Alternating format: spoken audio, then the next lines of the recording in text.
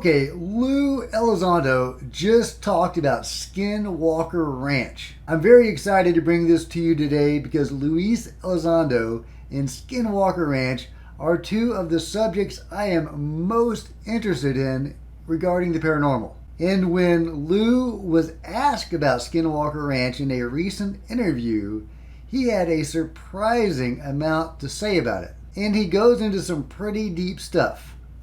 Okay, before I get into it, please hit like, please subscribe, share on social media, and as I'm going through it, please comment below and let me know what you think. This is part of the series that I call Parsing Lue, where I take little snippets that Luis Elizondo has said in various interviews and examine them in greater detail. Let's see what Lou has to say about Skinwalker Ranch in the recent interview. This is a longer answer than he normally gives, and he goes into some pretty interesting stuff.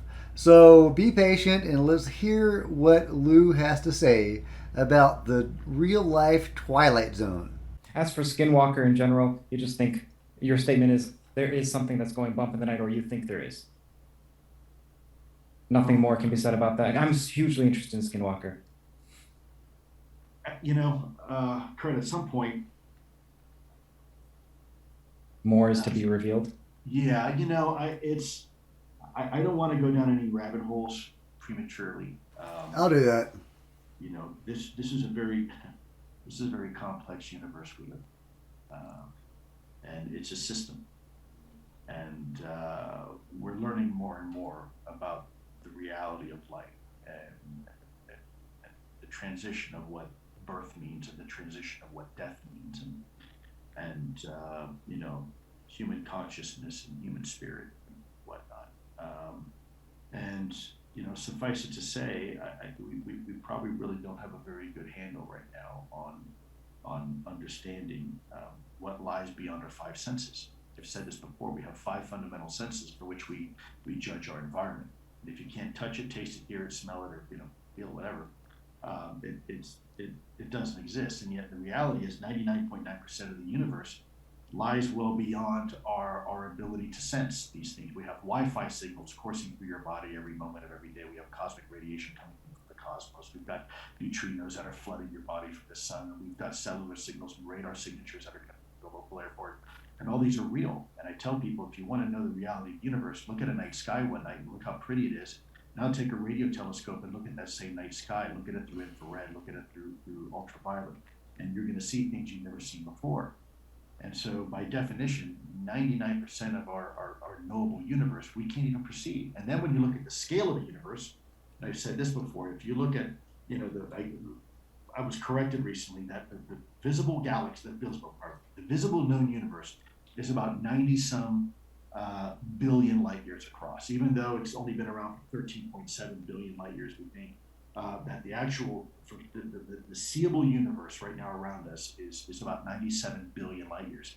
And as big as that is in terms of us being this little tiny minute thing stuck in the middle of it, there is equally that amount of space, relative space inside every one of us. If you look at an atom, which is 1 times 10 to the minus 26 in size, the mole, compare that to the human body, we have that same amount of space inside every one of us. There's a whole universe inside of us. And so the scale in which we live, unless something is 50 feet in front of our face, we'll never be able to interact with anything that is an order of magnitude above us or below us.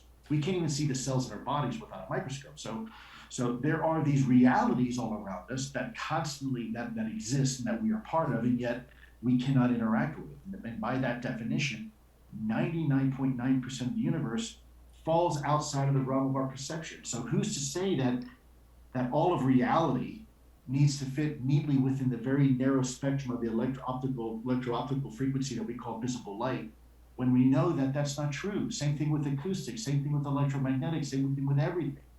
And I think it's foolhardy for science to presume that everything can be explained through the fundamental five senses and the scale in which we live, because we know that's not true. Look at dark energy and dark matter. Most of the universe can't even be seen. It's even the fundamental forces. Fundamental forces, more? Right. Strong force, weak force, electromagnetism, right. So I think we need to remember, if you are truly a scientist, we must remain open to the fact that that we are judging our environment through a very, very narrow lens. It's like sitting up on the bleachers, watching a football game at the very, very highest part of the bleachers and watching the whole game through a soda straw. You're gonna miss most of it, you know.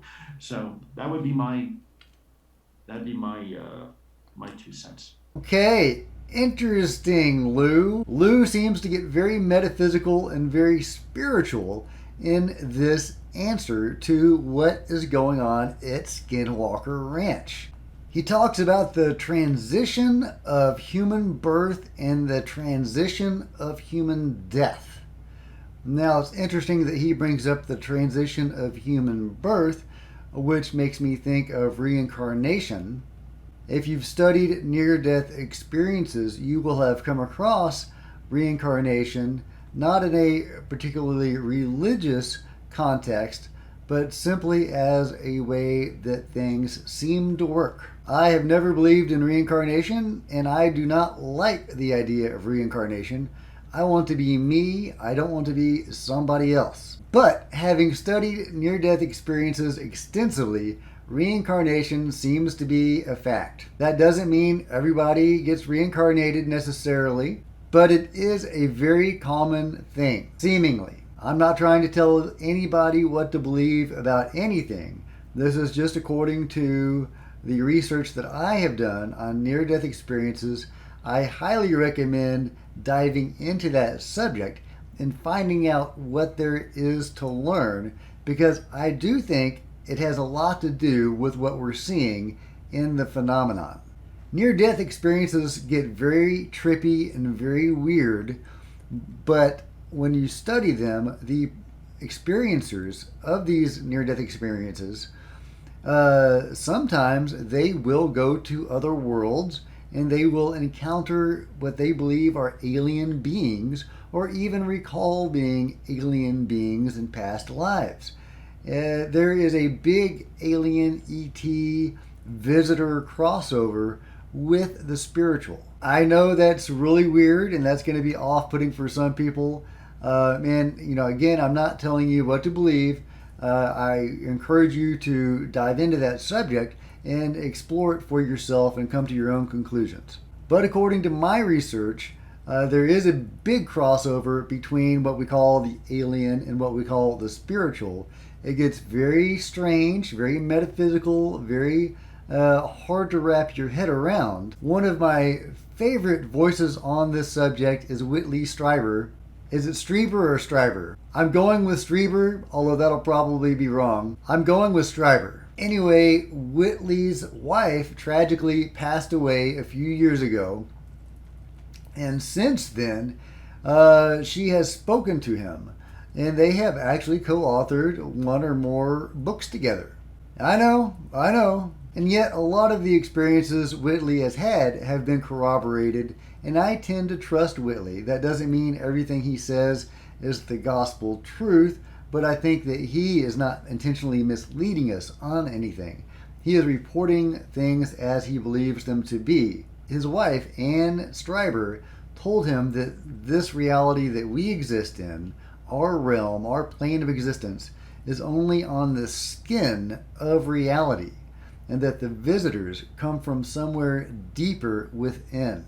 That corresponds to what a lot of alien abductees say, such as the famous quantum computer guru Deep Prasad, who is an alien contactee and abductee. I think he prefers to be called a contactee, although I don't think he was given much of a choice in the contact. He says that when he was taken aboard the aliens or the visitors' ship, that it felt like he was going to a deeper level of reality. And he is not the only one that has said this. All of which is to say there's a lot of metaphysical, spiritual stuff to the phenomenon, or there seems to be. And that is very much what Lue is getting at here. He is talking about the transition of birth and death and how we cannot perceive most of the reality around us. He gives a long answer, but that is basically the gist of it. He is diving into more spiritual, metaphysical matters, and that is his answer to what is going on at Skinwalker Ranch.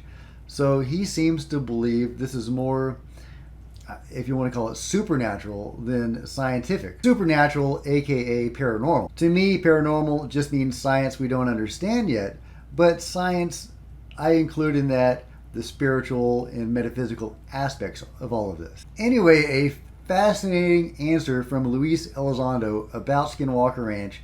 Of course, he doesn't come to any definitive conclusions, but then who can? But from what he's seen, apparently, he believes Skinwalker Ranch has something to do with the human soul or the spiritual aspects of all of this. What that could be is anybody's guess, but I thought that was an incredibly interesting response, and I would love to know what he knows about this. Of course, he might be privy to some of the OSAP information. ATIP was an outgrowth or spur of OSAP, as I understand it. That story has changed a couple of times, so I'm not entirely sure what the real version of events are. But for now, I'm going to go with ATIP being an outgrowth of OSAP. At any rate, the two are connected, and some of the people that were part of OSAP became part of ATIP, and now some of those same people are part of the U.A.P. task force. So Lue might have some inside knowledge on what the NIDS team, what the BASS team, what OSAP studied at the ranch, and what some of those results may or may not have been. And it does not look like his takeaway was a scientific answer. He's not saying there's an alien base under the ranch. So what is under the ranch? What's above the ranch? What is the ranch? The mystery has just deepened, and I love it. I can't wait until the day when we find out more about what is really going on.